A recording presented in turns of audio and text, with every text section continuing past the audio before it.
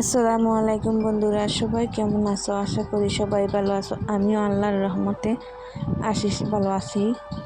তো আজকে সন্ধ্যাবেলা আজকে আগামীকালকে আমি পারিমু। তো আজকে রাত্রে আমি বয়সটা করলাম। তো আজকে রাত্রে আমি সন্ধ্যার সময় প্রথমে চাটা খাইলাম, চাটা বয়সি আর কি চুলার মাঝে। আর রাত্রিবেলা সন্ধ্যাবেলার দিকে চাটা খাইলে না শরীরের এনার্জি হয় না, আর কোনো খামোহল বাজানো হয় না। টাইম চাটা আমার উতরার টাইম চাটা খাইমু, খাওয়ার পরে বাদ বাকি কাজ করমু। মশলা চাটা প্রায় উতরাই গেছে গা, চা ওয়ার ফতে আর কি। এখন আমি চাটা লইমু দেখবাই। এখন আমি বর্তমানে আর কি বাবার বাড়িতে আসি, এতদিন কোনো কাজের ভিডিও আর কি ভালোভাবে ব্লগ বানাইতে পারি না।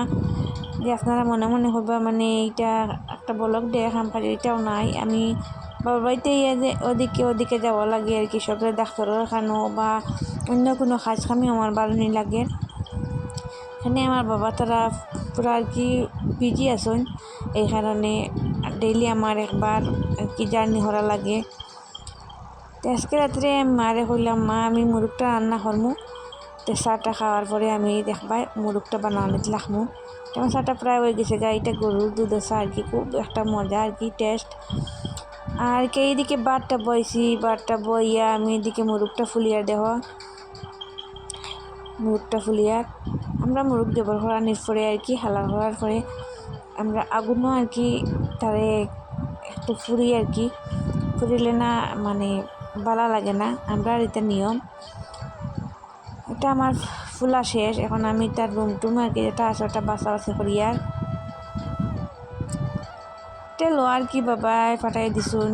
ও মাত্র তারা যাওয়ার দিকে মানুষের জনের কাছে দিয়া দিছেন আর কি, টেনে দিছেন। আর আমরা ছোটো ফিসিও আমরা বাড়ি দিকে নেয়জন, তাই খুব অসুস্থ। আর আমার ছোটো ফিসির লোকের সবাই দোয়া করবা। তাই আর কি বিয়া হইসলো, মানে বিয়া হওয়ার পরে 7 বছর রক্ত টান হাজবেন্ড মারা গেছেন। আর তার বাচ্চা আর কি 4টা আসন।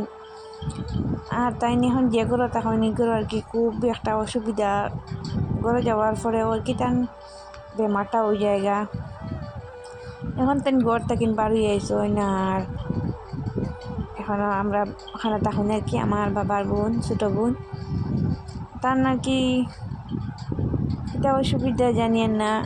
আর উফরি টুফরি এইছি এরকম বই তে কত মেসাবর বাইত গেছেন বা ডাক্তারের কেন সব খানো গিয়েছেন, তাই এটা কমে না। আপনারা সবাই দোয়া করবা আমার ফিসির লাগে। খুব একটা দুঃখের বিষয় আর কি, তার ঘর বাড়ি অত দুঃখে বানাইছেন আর কি। তাই নলা ফ্লোর করিয়া ঘর পাক্কার ঘর বানাইছেন গরিবের না সুরতেও। এখানে স্বামী তাই থাকলে না তো কোনো টেকার যেও থাকে না, আর স্বামীও নাই, তাই এক দুঃখ না বাক্কা কয়টা দুঃখ লইয়া আসুন। সবাই দোয়া করবা আমার ফিসির লগে। এখন আমি মুরগটা বানাইয়ার দেখুন কিলা কাটাকাটি করিয়ার আমার মুরগটা বানানি দেখবা।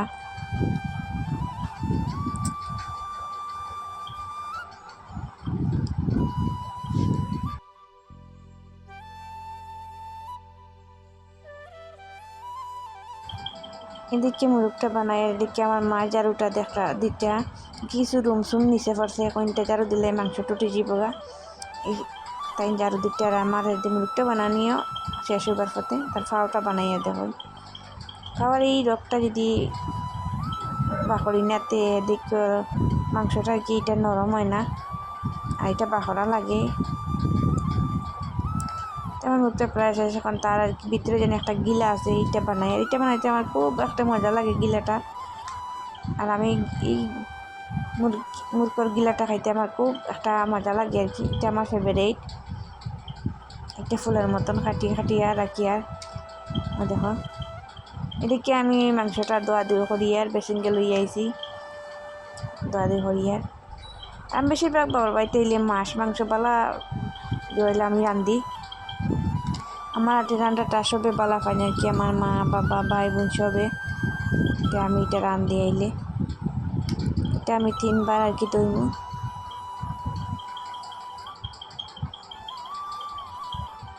দেখো দোয়া দুই করিয়ার।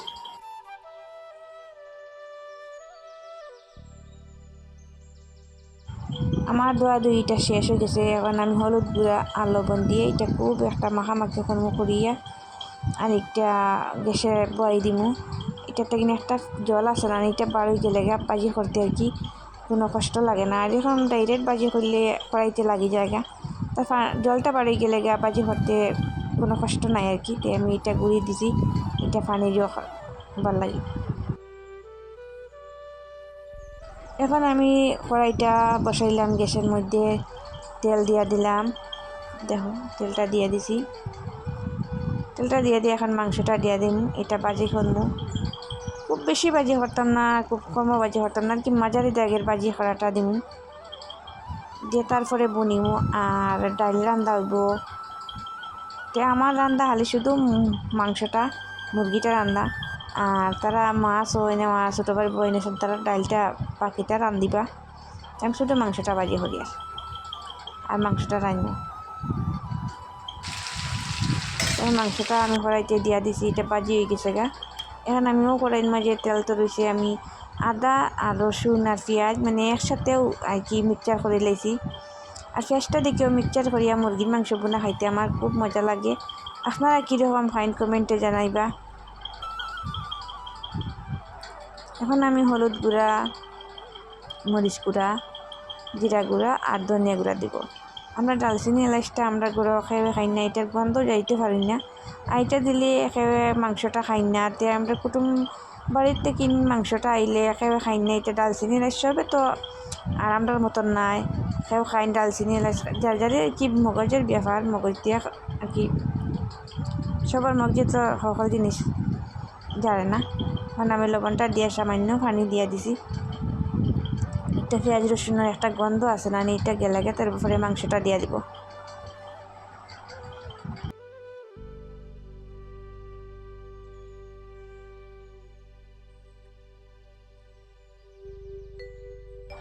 এখন আমার এটা একটা গন্ধ গেছে আর কি, পেঁয়াজের গন্ধ, তেল উপরে বাইছে। তো এরকম আমার মাংস দিয়া আরও কিছু নাড়াচাড়া হইব। তার লগে তার এটা খুব মশলা হামাইতো।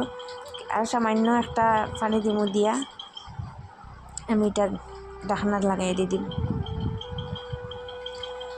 আর বন্ধুরা আমার ভিডিওটা আপনারা দেখবা আর কমেন্টও করবা। আমার ভিডিওটা পুরোভাবে সুন্দর হয় না, নতুন তো আমি বেজান কতটা ভিডিও ছাড়িয়েছি, প্রায় 150 মতন ভিডিও ছাড়িয়েছি। আমার মানে ভিডিও এরকম হয় না। আর আমি কি সব সময় মানে টেনশন রাখি গিটারে আমার ভিডিওটা ছাড়ি খাইবার মনে হয় ভালো পাই না, এই কারণে দেখুন না। প্লিজ প্লিজ আমার ভিডিওটা দেখবা, আমার আশাটা পূরণ করে দিবা। বা আমার মাংসটা প্রায় হয়ে গেছে, মানে এটার কালার দেখেন খুব একটা সুন্দর। এটা লোকাল মুরগি রান্না করছে, আমরা ফার্ম টার্ম এটা খুব কম খাই। এদিকে আমি বাটটা লইয়া বসিলাম, দেখো বাটটা ডাল কেরেলা ভাজি আর মুরগি মাংস বোনা। এটা মুরগির মাংসটা খুব আচারুল্লাহ আর কি বনিছি। এটা জুল একবারে দিছি না। ভিডিওটা ভালো লাগলে সাবস্ক্রাইব করতে ভুলবেন।